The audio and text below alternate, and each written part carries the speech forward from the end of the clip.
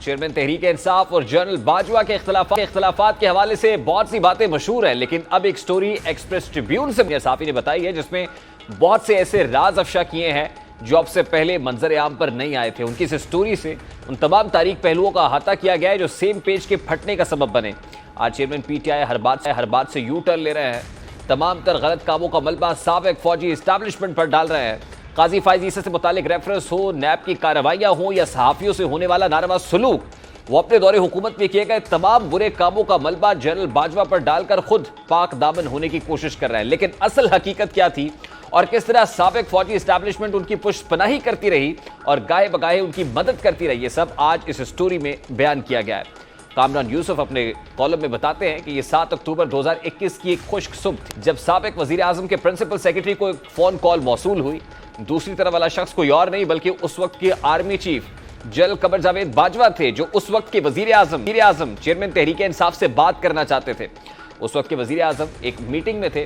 General Bajwa نے اس phone call میں ایک اہم پتہ پھینکا جس نے حکومت کو گھبراہٹ میں ڈال دیا۔ انہوں نے کہا کہ وزیر اعظم کو بتائیں کہ میں استعفیٰ دے رہا ہوں۔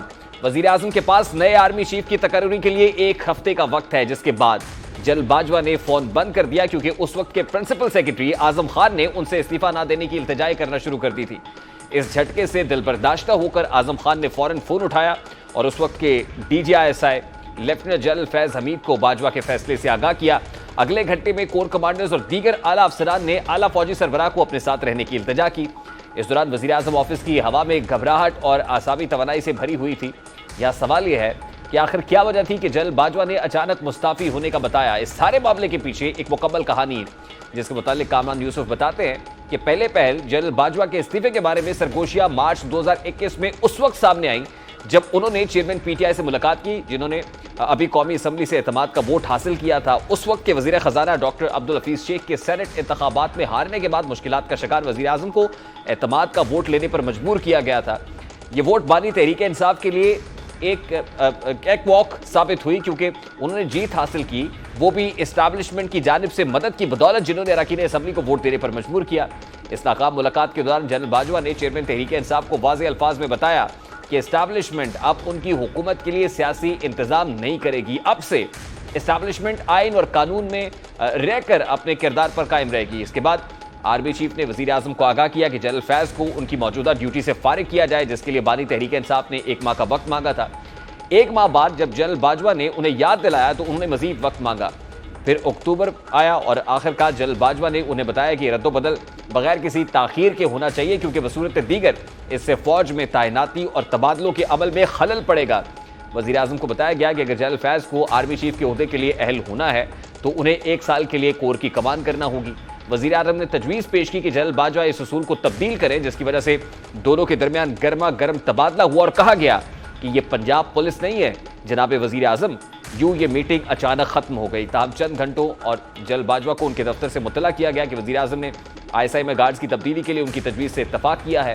آگے بڑھنے کے بعد آئی ایس پی آر کا بیان سامنے آیا جہاں اس نے نئے D G I S I کی تقرری کا اعلان کیا، لیکن اگلی صبح اس وقت کی وزیر اطلاعات فواد چودھری نے ایک بیان جاری کیا جس میں کہا گیا کہ D G I S I کی تقرری کا اختیار وزیر اعظم کے پاس ہے۔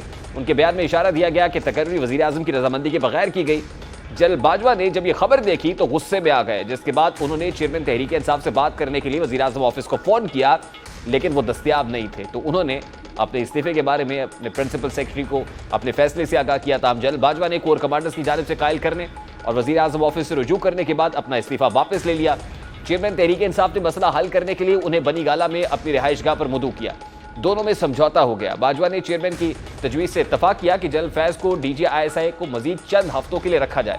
بدلے میں وزیر اعظم نے آرمی چیف کے نامزد کردہ امیدوار سے اتفاق کیا۔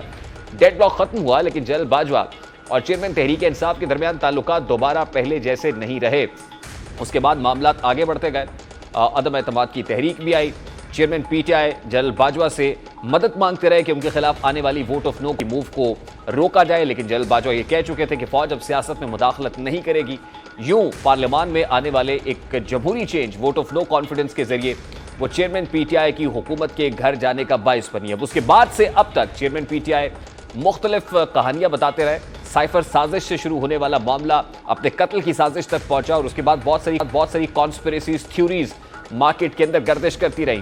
لیکن یہ بات اس سٹوری سے اسٹیبلش ہو رہی ہے کہ اس وقت اگر چیئرمین پی ٹی آئی کی حکومت گھر گئی تو اس میں بہت بڑا رول اسٹیبلشمنٹ اور اس وقت کی حکومت کے مابین سیم پیج کے پھٹنے کا تھا. بہت بڑا رول اس ہائبرڈ رجیم کے ختم ہونے کا تھا, ان مثالی تعلقات کے ماند پڑنے کا تھا جن مثالی تعلقات کے بارے میں خود چیئرمین پی ٹی آئی بار بار اپنے جو انٹرویوز ہیں, ٹی وی انٹرویوز میں بتاتے تھے, اپنے سٹیٹمنٹس میں بھی, خطابات کے اندر بھی بتاتے تھے اور پھر تعریفیں بھی کرتے تھے اس وقت کے chief of the army staff کی.